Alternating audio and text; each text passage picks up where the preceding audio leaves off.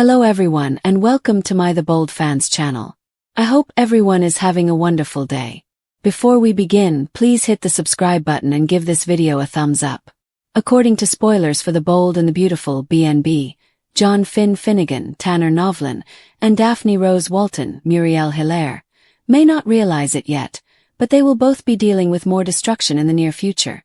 When their wives' secret is revealed, may Daphne and Finn fall in love. In her pursuit of starting a family with Carter Walton, Lawrence St. Victor, Daphne has already encountered some devastating obstacles. Daphne's situation became so dire that she was on the verge of leaving Los Angeles and her marriage. Finn, on the other hand, had to cope with the turmoil surrounding Sheila Carter, Kimberlyn Brown, in Monaco. Finn has been attempting to mend his relationship since Steffi Forrester Finnegan, Jacqueline McInnes Wood, took off her wedding ring set and declared she was done. Fans of B&B are aware that Steffi and Carter made a far bigger mistake together, but Finn and Daphne both feel like they made huge faults that they need to correct. Daphne and Finn will eventually be deeply affected by the evening Carter and Steffi spent at Forrester Creations. All that remains to be determined is when and how the truth will be revealed. In any case, Finn might find himself in need of a shoulder to weep on, and Daphne would be the best person to relate to his suffering and rage. Daphne might also be drawn to Finn because he understands what it's like to be betrayed. If Steffi becomes pregnant with Carter's child, Finn and Daphne might have still more cause to be devastated. That might make things more challenging and give Finn another opportunity to influence Daphne. Due to their marital issues, inebriated Steffi and Carter sought solace from one another. Whether or not alcohol is involved, Finn and Daphne could experience the same thing. Will Daphne end up in Finn's arms or perhaps even share a bed with him? As they attempt to deal with what Steffi and Carter did, may Finn and Daphne sizzle? Stay tuned for any significant love life news, as spoilers for The Bold and the Beautiful indicate that the CBS soap opera still has some romantic surprises in store. The atmosphere at Forrester Creations felt heavier than normal in the quiet aftermath of revelations that destroyed 2 marriages in Los Angeles. Raised voices and slammed doors echoed through the once bustling hallways, but suddenly an odd silence had descended upon the executive floors. In a seldom-used conference room, John Finn Finnegan sat by himself, gazing through floor-to-ceiling windows at the skyline. Even though nightfall was drawing in and the city lights were fading, his thoughts were still focused on the exact instant that everything had fallen apart. The truth had sprung into the light just a few days prior. During their trip, Steffi had learned the full depth of Finn's secrecy regarding Sheila's unexpected visit. No prior hurt between them was as profound as the breach of trust. With a swift, resolute action, she had taken off her wedding ring and turned to leave Finn with nothing but the weight of his decisions. Daphne had faced the unpleasant truth of her own predicament with Carter almost simultaneously across town. Their relationship had been strained by the diagnosis that had changed her destiny, and the emotional impact was equally devastating when the specifics of her desire to leave were made public within their circle. Each couple's personal anguish soon turned into entwined rumors that spread throughout the Forrester offices and beyond. Finn had come back to the city with the intention of fixing what he could. He had practiced promises, justifications, and apologies, but Steffi was unresponsive and unreachable. He was left feeling lost by her quiet. Every quiet moment sent him back to the same hollow place, even though he worked hospital shifts with professional precision. He met Daphne in the parking structure underneath the office on one of those idle evenings following an especially exhausting day. With her keys in hand, she had been standing beside her car without moving. Her stance conveyed the same weariness he experienced. At first, neither of them spoke when their gazes locked. They acknowledged each other's loneliness without using words. The silence was finally broken by Finn. A difficult day. His question was more observational than inquisitive. Daphne smiled a little, exhausted. She paused before continuing. I heard about you and Steffi. They all feel that way lately. I apologize. It doesn't get any simpler, does it? Finn gave a headshake. Well. He looked at the exit ramp and said, It doesn't. Carter, leave for the evening, or perhaps more time. I'm not sure anymore, the man said in a low, almost reluctant voice. This morning we attempted to speak once more. They lingered there longer than was necessary. Two individuals who had previously been on the fringe of each other's lives suddenly discovering an unanticipated point of agreement. It ended the same way. At first, the topics of discussion were carefully neutral, such as work, the weather, and mutual acquaintances, but it was hard to ignore the undercurrent of understanding. Finn recommended the quiet lounge on the executive floor when Daphne said she didn't want to go back to an empty flat quite yet. It was after hours. There wouldn't be anyone present. The lounge felt nearly secluded, with soft lighting and a view of the city. With their drinks unopened on the low table between them, they took seats at opposite ends of a long sofa. Daphne was the first to discuss the diagnosis and how it had changed all of her and Carter's plans. She talked about the anxiety that she was depriving him of a future he deserved and the guilt that followed her decision to move away. Finn only occasionally nodded while listening intently. When it was his turn, he described the expression on Steffi's face and the finality in her voice as she announced the end of their marriage after discovering the truth about Sheila's presence. He did not stand up for himself. He only outlined the series of decisions that had culminated in that tipping point. The formality between them vanished as the hours passed. When Finn's words brought up a specific memory, Daphne moved in closer. When she talked about how loneliness had become a part of her life, Finn grabbed for her hand. The initial encounter was brief, but it continued. Neither withdrew.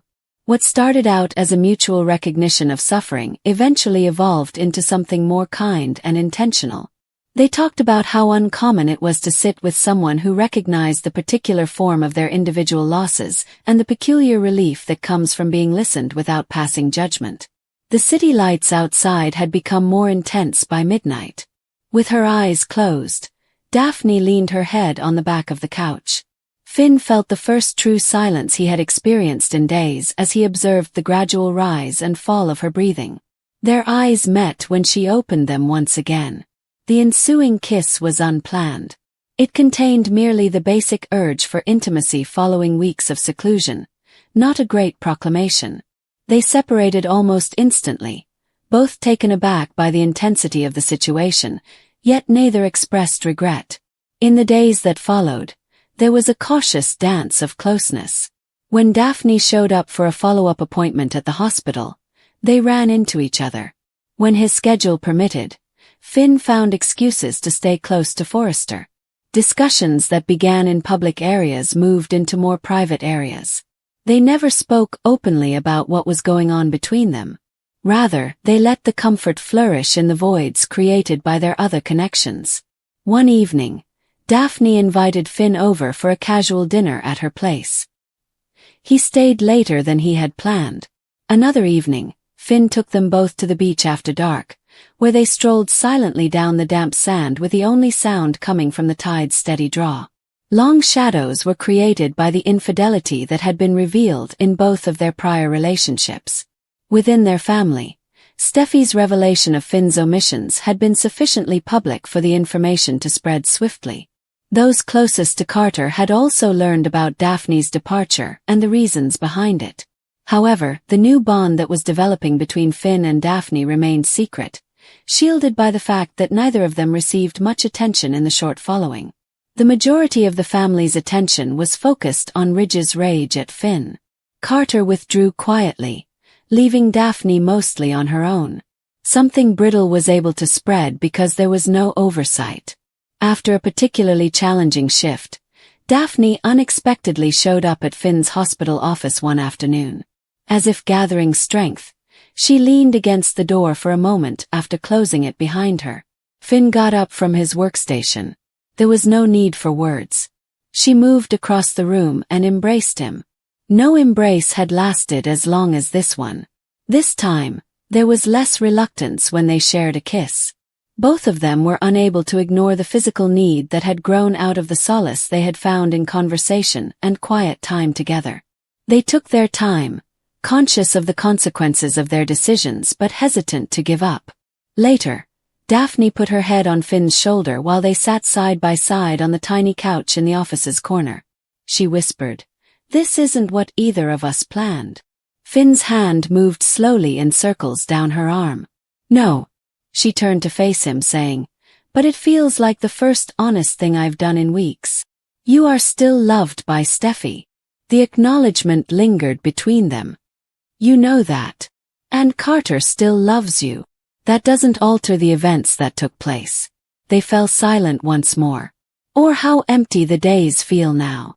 The hospital's steady beat of distant announcements and footfall continued outside the office. Time seemed to slow down inside. Daphne talked about the family, the shared house, and the everyday days that suddenly seemed unattainable in the future she had once envisioned with Carter. Finn talked about the children, the life he and Steffi had created, and the hard-won stability that had crumbled under the weight of secrets.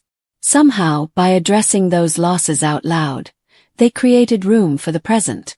Throughout the next week, the pattern persisted. Hours in the lounge that were stolen. Drives around the seaside at night. Quiet dinners with effortless chatting.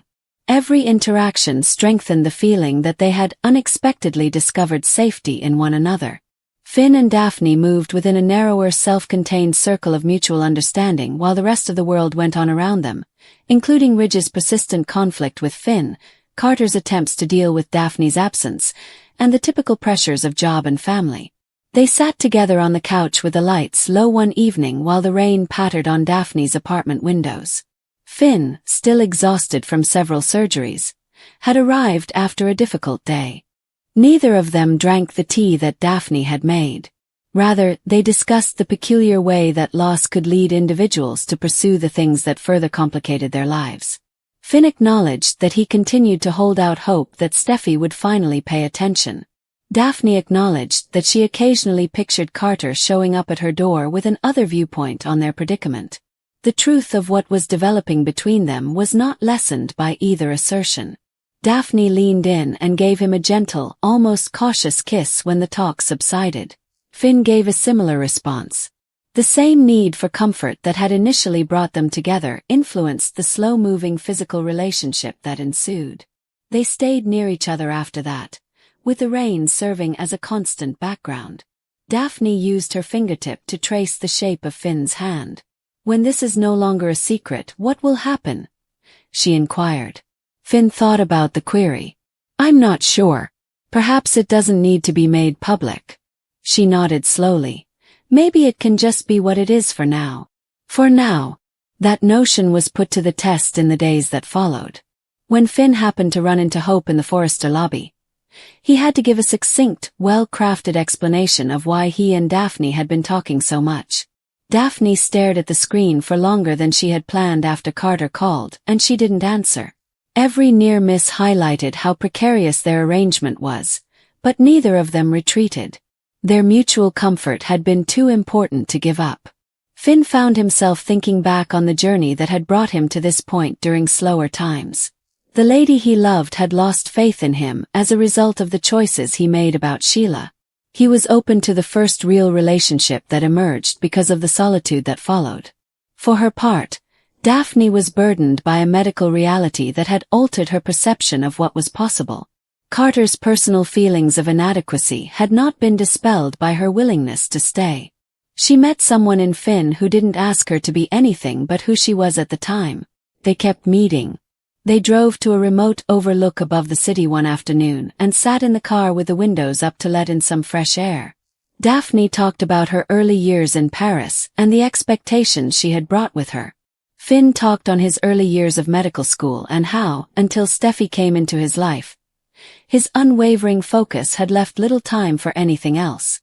Their relationship was strengthened by the sharing of personal experiences.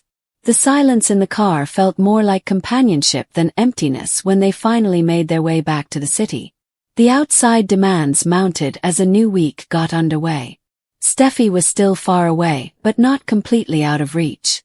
Even though his marriage was still dissolved, Finn was forced to face its truth after receiving a single text from her inquiring about the kids. Daphne listened to Carter's voicemail twice before erasing it. There was a subtle tension because they knew that their past relationship still demanded some of their attention, but it also made it clear why the current relationship was important. Finn and Daphne had found a momentary haven in a world of unsolved ends. Daphne leaned her head against Finn's chest as they reclined on her couch late one night following yet another lengthy conversation that went past midnight. Outside, the city had become silent. She didn't look up while she spoke. "This can't last, I keep thinking." Finn ran a gentle hand through her hair and said, "That eventually the rest of the world will demand our attention again. Most likely. However, it does last for the time being. And that's what we have right now," she said, raising her head to look him in the eyes. His look was as honest as hers. This time, they kissed more slowly, letting the moment grow without any sense of pressure. The room felt cozier and more private when they eventually parted. The future was still unclear. Steffi's final reaction, Carter's next course of action, and the inevitable inquiries from those in their immediate vicinity. But the present was clearer than any of them had been in recent weeks. They kept looking for each other in the days that followed. A quick meeting at the cafeteria of the hospital. A stroll in a peaceful area at night. Shared quiet that didn't need an explanation. Every interaction reaffirmed the straightforward reality that had brought them together. Following the revelation of secrets and the disintegration of meticulously constructed lives, they had discovered in one another a certain amount of the solace they both required. The story of Finn and Daphne's relationship remained incomplete, formed by the same ambiguities that had defined the weeks preceding it, while the rest of Los Angeles continued to move on with its typical intensity. However, the burden of recent betrayals subsided during the calm times they claimed for themselves. Permanence was not mentioned. They didn't make commitments that they might not be able to fulfill in the future. Rather, they accepted the consolation for what it was. Temporary, flawed, and essential. And for the first time since the truth had been revealed, they both sensed that they might be able to proceed, one cautious step at a time. The smell of disinfectant, coffee, and a subtle metallic tinge of stress that never quite went away pervaded the Los Angeles General Hospital hallways. Finn Finnegan had taken them for 1,000 walks while holding a clipboard and concentrating on charts and vital signs. The well-known path seemed heavier and longer tonight, as though each stride carried the burden of the afternoon's conflict behind him. He could still hear Steffi's voice. Its jagged edge. The way her eyes narrowed as the Forrester Mansion's living room revealed the truth about her and that other man. With his white coat still on and his stethoscope uselessly dangling around his neck, Finn had stood there and listened to the woman he loved confess that the marriage he believed to be strong had grown fissures he was blind to. She had shed tears. He hadn't. The ER never closed, and evidently neither did the portions of him that preferred work to the chaos of emotions, so he had just nodded, stated he needed air, and driven straight back to the hospital. He pushed through the double doors and into the more sedate wing, where the lights were kept low by the evening staff. There was only one person hunched over a chart at the nurse's station. Daphne. A few strands of her dark hair escaped to touch her cheek from the loose knot. As soon as his sneakers scraped the linoleum, she looked up. She remarked, "You're still here." It's not a query. When the night shift took hold and the building seemed to breathe more slowly, her voice was always quiet. Finn sank into the chair across from her and said, "Couldn't go home." The plastic made a creaking sound. Daphne closed the chart and put it away, saying, "Not yet." When he entered the room earlier that evening, his shoulders taut and his jaw clenched, she knew something was amiss. She had witnessed his methodical handling of trauma cases, never once letting the mask drop or raising his voice. The mask had vanished now.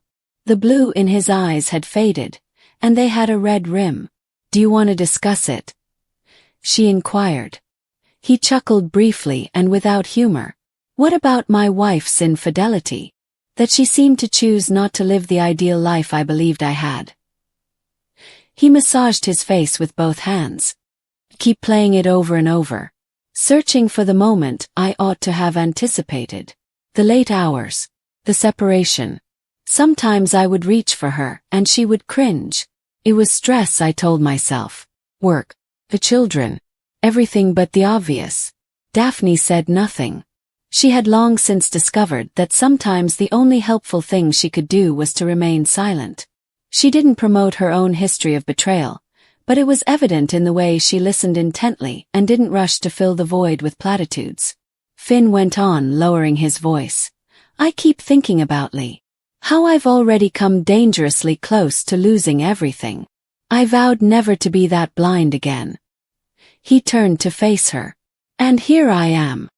Have you ever had the impression that the universe is merely waiting to remind you that happiness is fleeting? Every day, was her candid response. Call light glowed down the corridor. But some days are louder than others.